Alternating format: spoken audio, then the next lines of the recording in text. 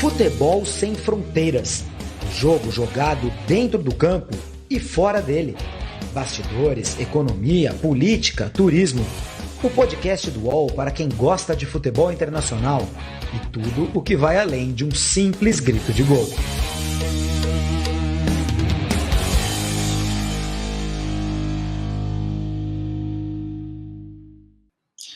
Olá, meus amigos, minhas amigas, este é o podcast Futebol Sem Fronteiras. Eu sou o Júlio Gomes e hoje, ao lado de Jamil Chad, vou falar muito sobre seleção brasileira. A gente vai conversar sobre o jogo de sexta-feira entre Brasil e Equador pelas eliminatórias da Copa do Mundo, mas também sobre essa relação de hoje em dia da seleção brasileira com o público, com o torcedor. O Brasil que vai receber não só jogo de eliminatória, como logo mais jogo de Copa América. O Brasil virou a sede da Copa América, substituindo a Colômbia e a Argentina, uma decisão extremamente polêmica, e junto com o Jamil vou abordar mega-eventos, a segurança em mega-eventos, a imagem que um país passa ao receber um evento como a Copa América. Olá, meu caro Jamil Chad, preparando a pipoca para assistir Brasil e Equador na sexta-feira, ou não está dando muita bola para o jogo não, hein, Jamil? Um abraço. Salve, Júlio. Boa tarde, bom dia a todos. É um jogo que, obviamente, interessa muito mais para a seleção equatoriana do que para a seleção brasileira. Claro que interessa, obviamente. Obviamente, ganhar vai ser importante. O Brasil precisa já largar muito bem, já largou bem, né? Vitórias aí nas primeiras rodadas.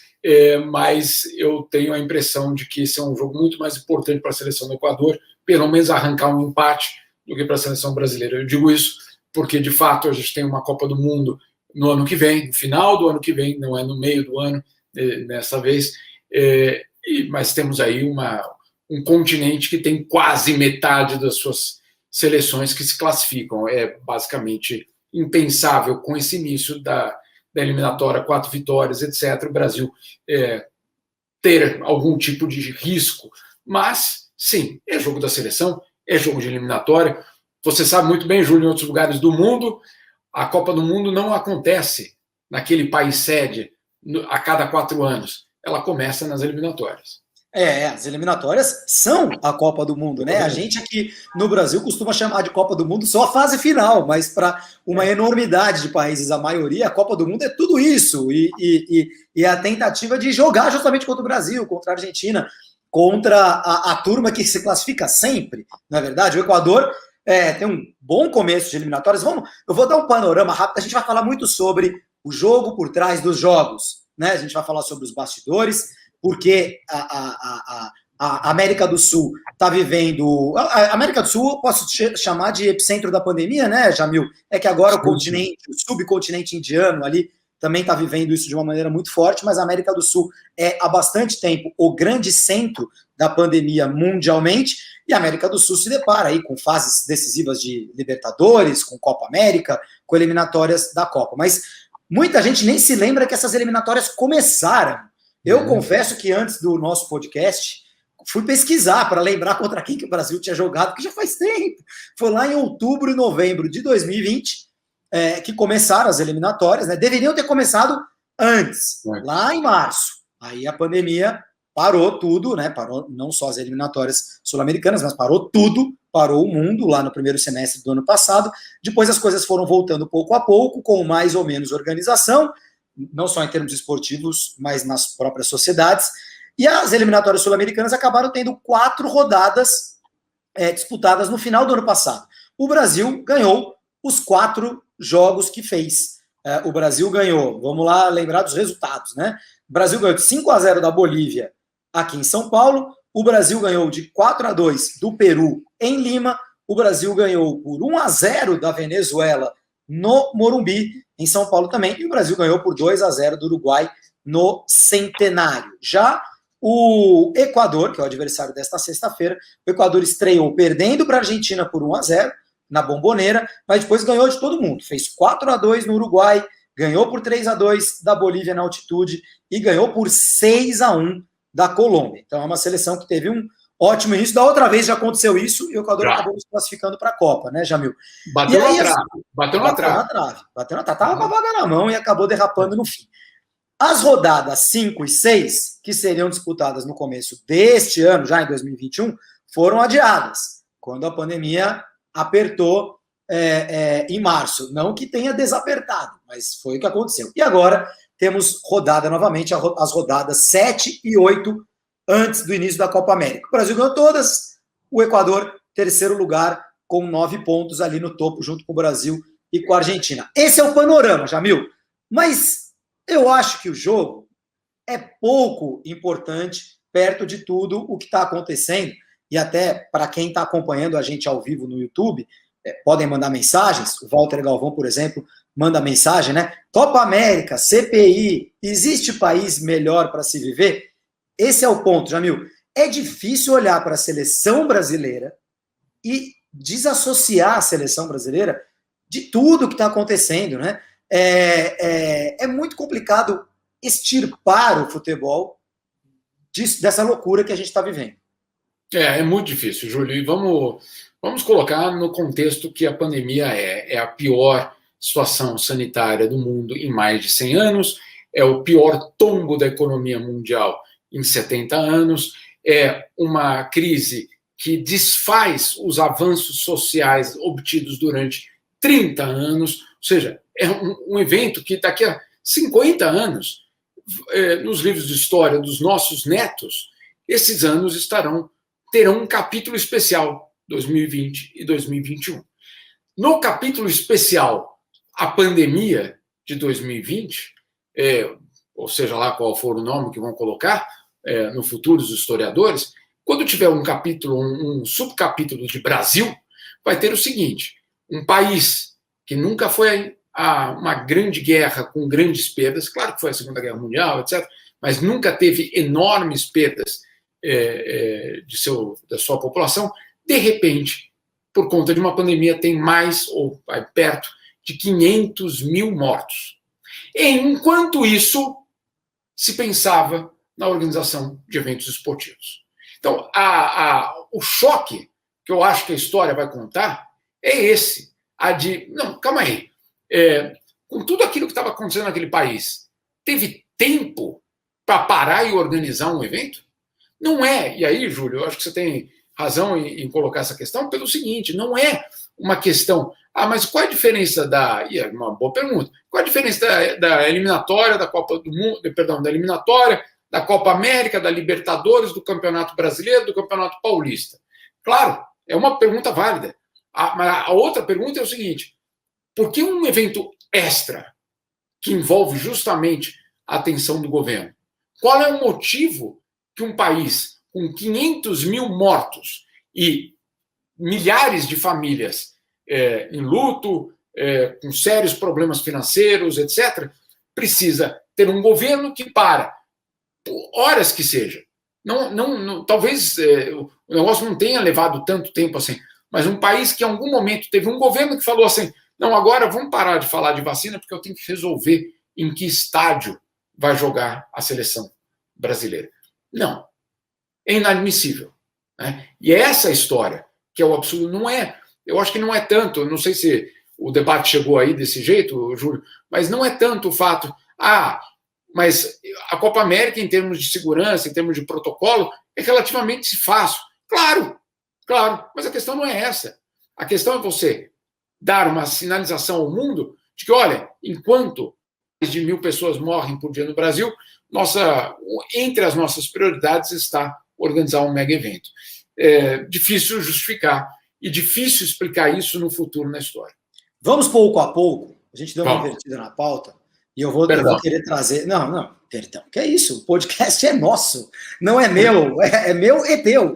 E de todos vocês que estão nos assistindo, que podem nos ajudar sempre a fazê-lo ser cada vez melhor. Mas porque você entrou por uma seara e vamos invadir e vamos trazer o assunto seleção brasileira, porque eu quero deixar uma pergunta no ar, mas que a gente vai respondê-la no fim do podcast.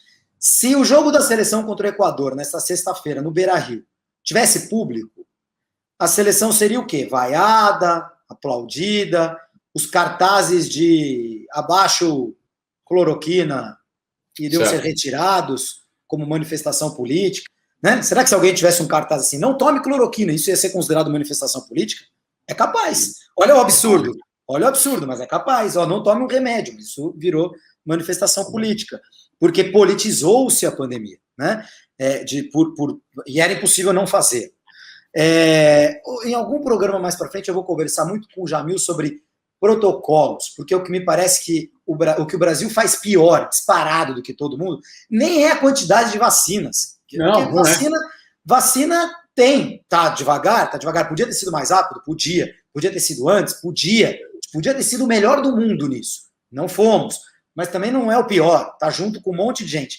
O pior não tem protocolo para nada, ninguém sabe quando pode sair na rua, quando não pode, ninguém sabe direito nem como se passa o vírus, essa que é a real, fica todo mundo enchendo as culebas de álcool gel quando é um vírus extremamente aéreo, não que o álcool gel não seja importante, mas a máscara é 10 milhões de vezes mais importante, né? Não precisa de PCR para entrar no Brasil, precisa de PCR para entrar em qualquer lugar do mundo, quer dizer, você não tem nenhum protocolo, nada, sério, o Brasil não tem protocolo, não tem informação, não tem testagem, não tem rastreamento, não tem nada, isso é muito pior do que não ter vacina, né? A gente está esperando que a vacina precisa vacinar todo mundo para superar esse problema, né? Que é o do absolutamente descaso desde o começo da pandemia.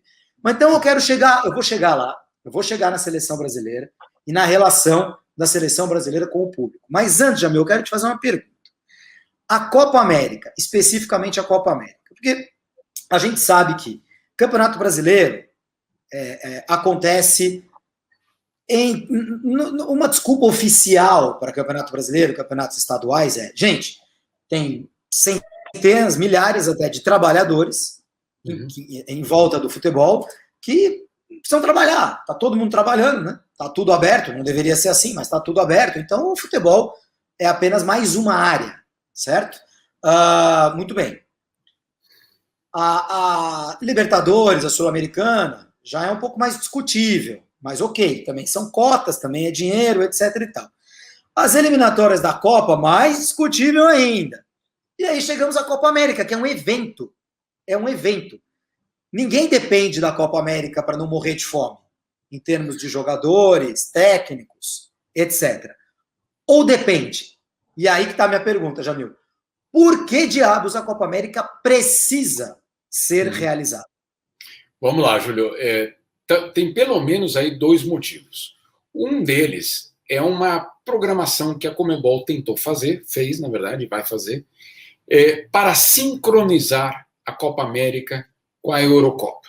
Isso já é um projeto antigo de ir ajeitando para garantir que a Copa América aconteça, a partir de agora, sempre no mesmo ano da Eurocopa. Era para ser em 2020. Né? Então, a Eurocopa aconteceria em 2020, a Copa América também em 2020. Sendo que a outra Copa América aconteceu em 2019. Né? Aqui também, então, aqui no Brasil. Exato. Então, já há uma discussão, falando, calma aí, uma Copa América após a outra, é isso mesmo? Mas ela teria, vamos colocar de uma forma organizacional, como um esforço para sincronizar. Para que sincronizar? E aí foi um acordo entre Conmebol e UEFA, para que se garanta sempre que os jogadores desses grandes times possam ser fornecidos para as seleções. Por quê? Porque aí você tem a Eurocopa para a Eurocopa obriga os clubes a cederem seus jogadores para a Eurocopa e a Conmebol aproveita essa mesma pausa para também garantir que os grandes jogadores, Messi, Neymar, etc., possam jogar pelos seus times. Dá uma racionalizada nessa questão para os clubes, né? Para os clubes, para a seleção também, pelo seguinte, aí a Copa América tem a possibilidade de elevar o seu preço para as televisões, porque eu garanto que na minha Copa América vai jogar Messi, vai jogar Neymar, vai jogar Suárez, etc. Então, você dá essa garantia extra que não existe quando a situação é aquela em que a Eurocopa acontece num ano e eu aconteço em outro ano, como já aconteceu em ano de Olimpíada. Né? Você se lembra muito bem. Ano de Olimpíada em que jogadores brasileiros tinham que escolher. Você lembra disso também? Né? Olimpíada. Olimpíada, enfim. Por que eu estou dizendo isso? Porque tem um motivo racional para fazer isso. Bom, agora tem um outro motivo que também é racional, mas ele é muito mais financeiro do que esportivo. Qual é? O fato de que a Copa América é um torneio lucrativo. É um torneio importante em termos financeiros para muita federação nacional. Talvez não Brasil e Argentina, talvez, mas para vamos dizer assim, as pequenas federações, Venezuela, próprio Equador, para Bolívia, para o Peru, para todo mundo, para todo mundo. Basicamente para todo mundo, é um evento que garante, Júlio, basicamente junto com a eliminatória, a sustentabilidade financeira dessas federações pelos próximos 4 anos. Então, ela não acontecer é um grave problema financeiro para as federações. Mas eu vou além. E vamos lembrar o que aconteceu no FIFA Gate. O que é o FIFA Gate? Que está errado o nome. Não existe FIFA Gate. Existe Comebol Gate. Cartolagem Sul-Americana Gate. Por quê? Porque quase todo o centro daquela história era a venda da Copa América. Era a Copa América como centro da transferência de dinheiro. Por quê? Porque ela gera e começou a gerar muito dinheiro. Principalmente com a racionalização, inclusive, com o mercado americano. Então, isso tudo foi muito importante para definir que, sim, a Copa América precisa acontecer. Por questões esportivas? Não. Não é por questão esportiva. Não existe motivo esportivo para a Copa América acontecer esse ano. Não existe, Júlio. O único motivo esportivo é a eliminatória, se você quisesse. Porque a eliminatória tem sentido. Vai ter uma Copa do Mundo no ano que vem e precisa ser decidido quem vai jogar, né? Tanto que na Europa, o grande desafio e a grande preocupação lá atrás, em 2020, era: caramba, e se essa pandemia continuar por muito tempo? E se a vacina não chegar? E se o protocolo não funcionar? Como é que a gente vai classificar seleção para a Copa do Mundo de 2022? Então, esse foi um dilema real. A eliminatória faz sentido esportivo. A Copa América, 1 ano ou agora 2 anos depois da última Copa América, ela é, em termos esportivos, uma aberração. Até porque, Jamil, colocar a Copa América simultânea à Eurocopa tem todo sentido. Eu acho, a gente que viajou bastante o mundo, né, sabe que fora da América do Sul, do Brasil, ninguém nem sabe que existe a Copa América. Então, se você coloca a Copa América simultaneamente... Eu lembro que em 2004, eu estava na França naquela época, vivendo na França, quando teve aquela final Brasil e Argentina, Brasil reserva contra a Argentina, e o Brasil empata com aquele gol no fim do Adriano, depois é campeão nos pênaltis. Isso. Foi um jogo que eu e meus amigos, todo mundo parou para ver, mas parou para ver porque eu convoquei ele. Tá até a final de Copa América, Brasil e Argentina. Opa, legal, ninguém nem sabia que estava acontecendo. Até por isso, porque não tem uma regularidade. Né? A Eurocopa, desde que a gente nasceu, é de 4 em 4 anos, no mesmo ano da Olimpíada, alternadamente com a Copa do Mundo. A Copa América tem 15, tem 16, depois a do centenário, depois a outra, tem 4. Porque é um evento financeiro. Porque é um evento financeiro, Júlio. É um evento que ajuda a cartolagem. Né? Então, igualar a Copa América à Eurocopa pode valorizar o torneio, é uma boa. Só que se você já fez em 2019, você pode tranquilamente pular 2020 ou 2021 e ir lá para 2024, ponto, iguala em 2024. Então o Jamil explicou para a gente por que não é o caso, por que é o caso de fazer uma Copa América agora. A Colômbia pulou fora porque pela explosão política que o país está vivendo, manifestações nas ruas, etc. e tal, e obviamente tudo isso com a pandemia de pano de fundo, e a Argentina pulou fora pela pandemia, né, pelo menos oficialmente. E aí acho que o Jamil, você explicou bem, Jamil, mas eu acho que você pode trazer também informações sobre outros eventos, porque da mesma forma que a Copa América vai ser realizada, a Eurocopa cá entre nós também não precisava. Também não precisava. Pelas mesmas razões, também não precisava. Vai ser também por uma questão de dinheiro, televisão, e por aí vai, dinheiro para as federações. Né? Então, os motivos que fazem a Eurocopa ser realizada são os mesmos da Copa América. Grana para as federações. Dinheiro que já, me corrija se eu estiver errado, Jamil, mas dinheiro que já foi, inclusive, recebido das televisões, dos compradores, já foi distribuído, né, Jamil? Uma parte, mas uma parte importante, e não só foi distribuído, Júlio, as federações já gastaram por conta. Pois é, né? pois é. Pois é. Então, o dinheiro que já foi pago, já foi distribuído pela Conmebol e já foi até, em vários casos, gasto. E certamente isso deve ter acontecido de uma forma parecida lá na UEFA, certo. E daí o desespero de fazer esse tipo de evento acontecer, existir. Agora, a segurança, em termos de segurança, a Copa América vai trazer torcedores? Não. Se bem que o Brasil não proíbe ninguém de entrar também. Mas a Copa América não deve trazer torcedores. Ninguém vai ser maluco de fazer isso. Os estádios vão estar fechados. E por aí vai. Não é uma questão de segurança, é uma questão de imagem, né, Jamil? Não é uma questão, eu diria, sanitária, porque isso dá para controlar. Não estamos falando de Olimpíada, que são alguns milhares de atletas. Estamos falando de uma região pequena do mundo, em termos de número de países, com um número limitado de times, que, se bem organizada, Júlio, dá para viver em bolhas e dá para ser organizado. A questão não é essa. A questão não é um risco sanitário ou não. Claro que qualquer evento é um risco sanitário. Claro. Gente que entra, gente que sai, gente que lida com outras e tal. Óbvio. Mas não é como diria o ditado, eu vou ter que usar palavras menos feias, né? Mas o que é um pum para quem já está sujo? Isso, olha, isso é uma boa. Bravo. Não é? Mas, inclusive, para os países que podem, quer dizer, que vão mandar os seus jogadores para o Brasil. A gente está pensando nos brasileiros, estamos pensando em nós, claro, é normal, mas olha só, mesmo vacinado, você pode pegar a Covid-19, mesmo vacinado. E você pode levar de volta para o seu país, mesmo vacinado. Então, sim, um atacante de uma seleção X pode ser contaminado e levar de volta para o seu país o vírus.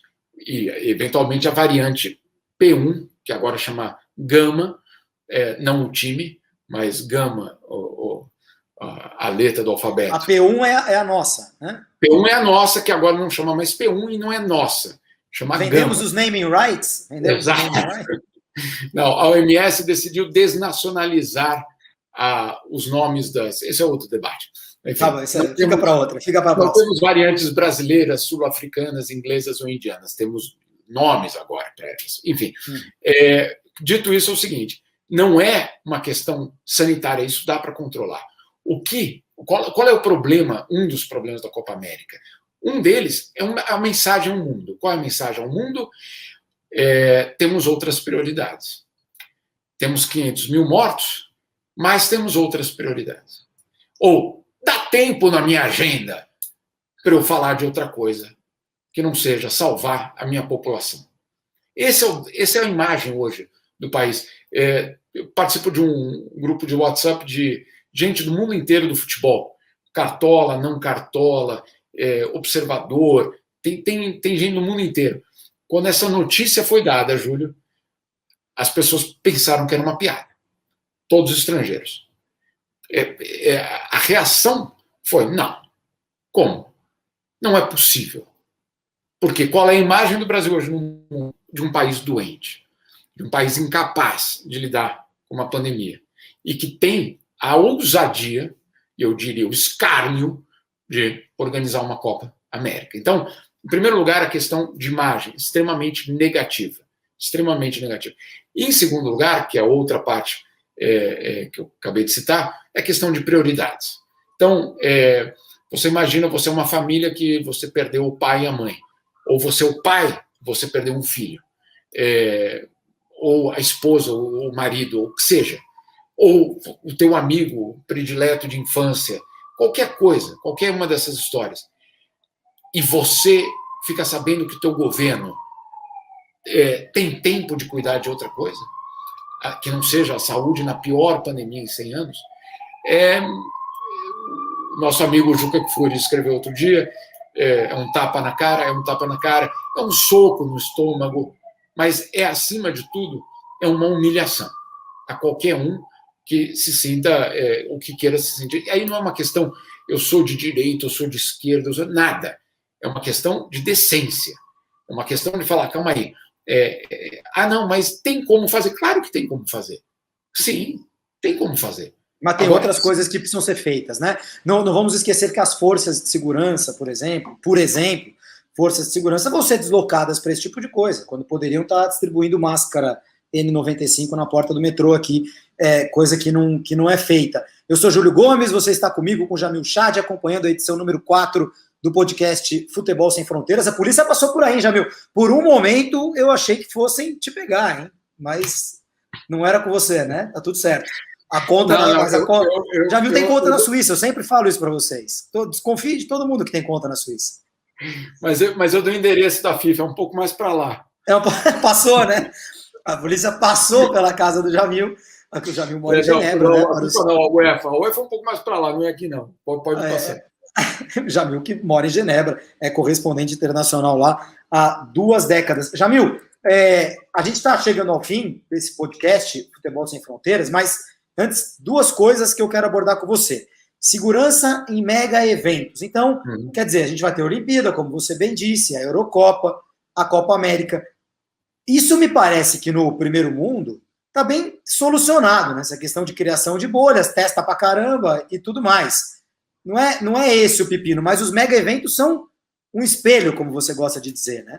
Não é a segurança sanitária, é a imagem que você está passando para o mundo inteiro. Não, Júlio, de fato, não é a Copa América, não é a única. Mas vamos pegar cada um desses eventos. A Olimpíada, ela passa por uma crise enorme, porque a própria população, não só a população, os médicos japoneses estão dizendo não. Vou te dar um número, Júlio.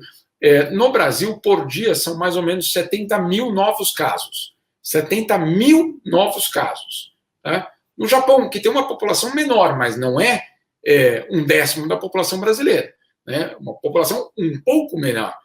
O Japão tem por dia 4 mil casos. E o Brasil tem muito mais que 70 mil, porque não tem testagem, não tem nada, então obviamente é muito mais que isso. Exatamente. Então, os japoneses estão preocupados com uma situação que é muito melhor do que a situação brasileira. Como que isso foi resolvido? Em primeiro lugar, a OMS criou um protocolo, passou a falar diariamente com o COI, para estabelecer um protocolo para atletas, para os jornalistas, para a população. O que vai acontecer no Japão? O atleta vai chegar, ele não vai ter contato com nenhum japonês. Basicamente, ele não vai aquilo que acontece sempre na Olimpíada, que o cara vai passear, vai no shopping. Os jornalistas são proibidos de sair na rua. Também. Os jornalistas credenciados, pelo menos os meus amigos que estão indo. Bolha total. Isso. Bolha total. A Olimpíada não vai acontecer no Japão. A Olimpíada vai acontecer numa bolha no Japão. Essa é o conceito por trás dessa história. O Japão é o cenário, mas ninguém vai ter contato. Agora, o Japão perderia quanto se resolvesse falar não quero Olimpíada? Quanto que o Japão perderia? Você tem esse número? Tenho. 16 bilhões de dólares.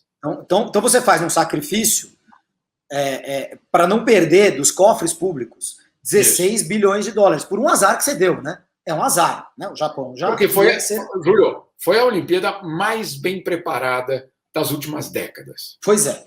É um azar, acho uma pena, na verdade. Adoraria que o Japão fosse sede em 2024, e Paris em 28, e Los Angeles 32, mas obviamente os contratos, os temas financeiros impediram que isso acontecesse. O Japão, para não perder 16 bilhões de dólares, vai ter que fazer uma Olimpíada acontecer. E o Brasil, se não recebesse a Copa América, ia perder quanto, Jamil? Olha, não tenho esse valor, mas não são... É zero, o Brasil não ia receber a Copa América, horas, é zero. Não seriam 16 bilhões. Não, mas claro que é zero, mas a questão é quanto alguns vão ganhar. Mas quem vai ganhar? O que o Brasil vai ganhar com a Copa América? Nada, né? Possivelmente isso é dinheiro que vai rodar entre eles aí. Entre eles, claro, não. O país, a economia brasileira, não.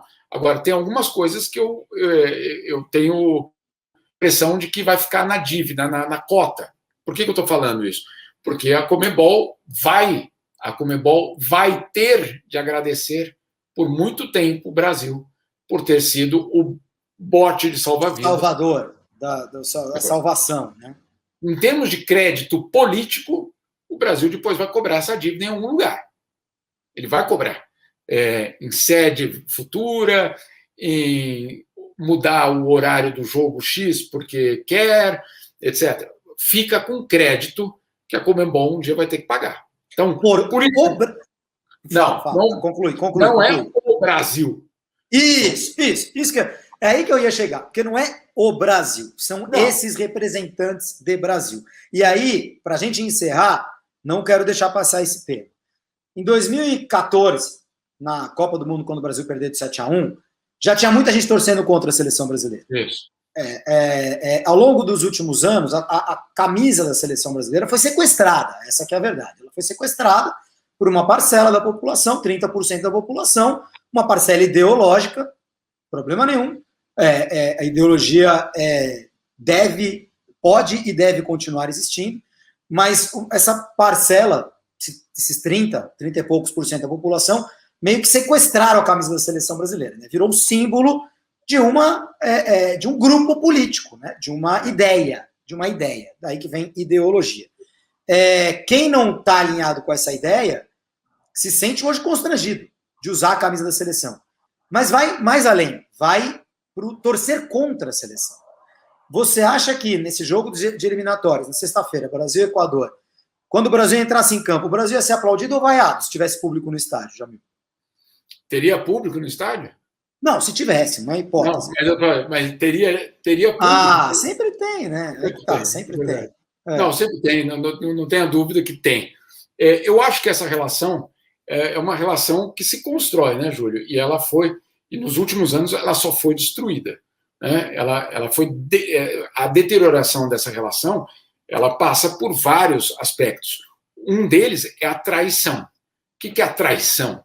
A traição vocês me usaram, você usou o meu sentimento de torcedor para se enriquecer, para obter vantagens políticas, para ganhar status, para, de alguma forma, estar em outra situação. É essa a relação de abuso. É essa relação que desfaz essa relação entre esse sentimento entre torcedor e seleção. A Copa América é mais um grão nessa história. Né? Vou dar uma viajada aqui, mas você me aguente, Júlio, me aguente. Caleidoscópio. Você sabe a história do caleidoscópio, né? Você vai girando, cada vez que você gira tem um formato, faz um formato diferente. Cada vez que uma coisa dessa acontece, é como se a gente colocasse uma pedrinha nova dentro desse caleidoscópio. E você vai girando, você não vê mais nada, você não se identifica com aquela imagem que está do outro lado. Porque não é mais o que você estava esperando ver. Porque ela não tem mais nenhuma relação contigo. Que relação eu tenho com uma seleção que abusa do sentimento nacional para obter vantagens ou financeiras, ou midiáticas, ou políticas? Eu acho que claramente a bronca com a CBF, a bronca com a cartolagem, fez com que muita gente fosse perdendo o gosto pela seleção brasileira. Mas aí são vários, né? São vários elementos, né? Jogadores cada vez mais jogando fora e não aqui, e por aí vai. A única coisa que me dá pena nessa relação, que me dá muita pena mesmo, é que os jogadores, o Tite, as pessoas que defendem as cores da seleção brasileira, elas realmente pagam o pato de algo que é muito mais complexo, muito mais profundo, né? Os caras... Eu não conheço um jogador de futebol brasileiro que não goste, que não sonhe, que não coloque como objetivo de vida jogar pela seleção brasileira. As pessoas se enganam redondamente quando acham que os jogadores não se importam, não querem nem saber, não tem identificação. Esse é um engano redondo. Os jogadores gostam, se sentem muito orgulhosos de vestir a camisa amarela. E até para amistoso, Júlio, até para amistoso. Até para amistoso. Eles fazem... A gente não quer que tenha seleção, data FIFA, atrapalha a vida dos clubes, mas vai perguntar para os jogadores se eles não querem. Eles querem. Os brasileiros, pelo menos. Brasileiros, argentinos, a relação com as seleções europeias é um pouquinho diferente. Mas o clube tem muito peso. Mas os jogadores brasileiros, eles têm muito orgulho, eles não abrem mão de nada para defender a seleção brasileira. E o Tite, esses caras estão fazendo o trabalho deles. Nessa sexta-feira vão jogar com o Equador, tentando defender as cores da seleção mais tradicional da história do futebol. E eles não têm a ver com isso. Mas, e aí para encerrar da minha parte, eu quero deixar esta jogar esta, como dizer assim, essa sementinha da discórdia nesta linha de pensamento, Lewis Hamilton, nos últimos dias, estava se manifestando solidário à população brasileira, que é a grande vítima desse descaso e é quem está morrendo por causa da má gestão que o Brasil teve, a pior do mundo, possivelmente, durante a pandemia do coronavírus. E os jogadores da seleção brasileira estão fazendo o quê? Muito obrigado, meu caro Jamil Chad. Até semana que vem. Até semana que vem, Júlio. E você colocou uma questão fundamental. Os jogadores aqui na Europa, na Superliga, provaram que eles têm voz quando querem. Que eles podem, sim, mudar a história de um torneio. E que eles podem, sim, entrar em campo com algum outro tipo de mensagem. Você vai falar, é política. Eu falaria de vida ou morte. Exatamente. Concordo com você. Pessoal, na semana que vem, começa a Eurocopa. A Eurocopa pan-europeia, em 11 cidades diferentes da Europa. E a gente vai falar muito de Eurocopa aqui na edição número 5 do podcast Futebol Sem Fronteiras, com um convidado super especial, Marco Senna, brasileiro, que foi campeão com a Espanha em 2008. Valeu, Jamil, um abraço. Vem o Marco Senna espanhol ou o Marco Senna brasileiro? Vem o Marco Senna, dupla nacionalidade, acho que mais pro brasileiro, viu? Pelas mensagens que eu andei trocando com ele.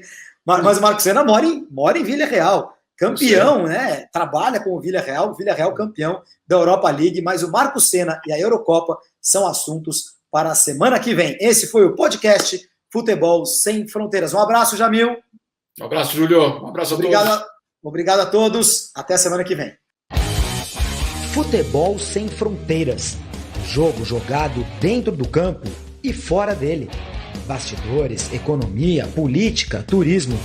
O podcast do UOL para quem gosta de futebol internacional e tudo o que vai além de um simples grito de gol.